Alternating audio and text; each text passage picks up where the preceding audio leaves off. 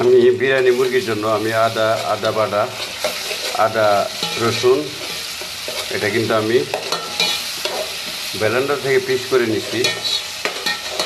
হ্যাঁ, আমি এখন মুরগি দিয়ে দিলাম। এখন মশলা দিয়ে দিব, একটু মশলা অল্পই দিব, বেশি দিব না, কারণ অলরেডি সমস্যা হচ্ছে বেশি মশলা খাইলে।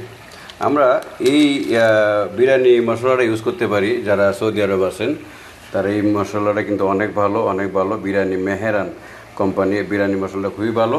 এখন মুরগির এটা তৈরি হয়ে গেছে মাশাআল্লাহ।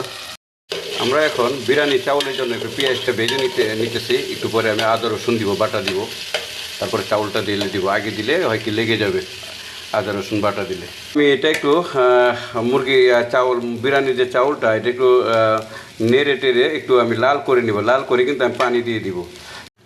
প্রিয় বন্ধুরা, আমাদের বিরিয়ানি রেডি। তো প্লেটে এখনই ঢালবো। আমরা 2 জন লোক খাবো যতটুকু সম্ভব। ফাইনালি আমাদের বিরিয়ানি রেডি। কিন্তু আজকে পেপসির যে পার্সেল গ্লাস এটা আনতে ভুলে গেছে আমাদের রাজু সাহেব। ফাইনালি আমাদের বিরিয়ানি রেডি, সালাদ রেডি। চলে আসেন সবাই, দাওয়াত রইল।